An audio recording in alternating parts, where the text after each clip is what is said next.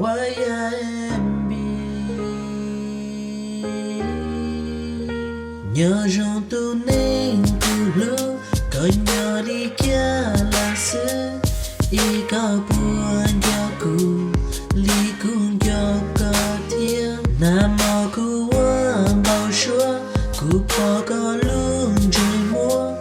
Ua cháu cụ rong xiên, cụ thiết chỉ nhua xiên. Lũ xiên lũ có,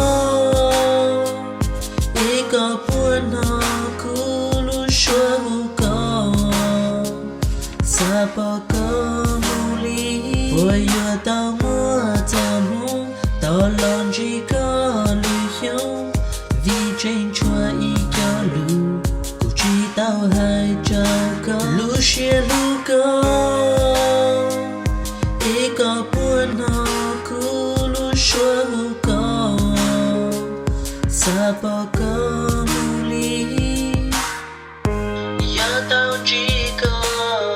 Cụ yua hai cho có, cụ lũ có chéri mù tai thi. Lũ xia lũ có, y có buồn họ cụ lũ xua hù có. Sa bỏ có mù lý, lũ xia lũ có. Y có buồn họ cụ lũ xua hù có. Sa bỏ có mù lý, sa bỏ có mù ta li, ta li. Dans ma tête c'est le bordel, je veux tout quitter pour elle. Plus rien n'a d'importance, je vivrai que pour elle. Elle est dans mes pensées, je ne peux plus l'effacer.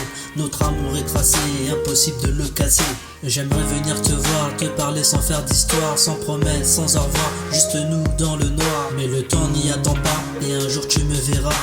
Je serai près de toi, je serai là pour toi.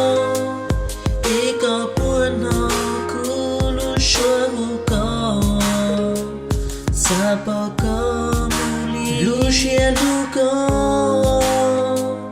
Y có buồn họ cụ lũ xua hù có. Sa bỏ có mù lý,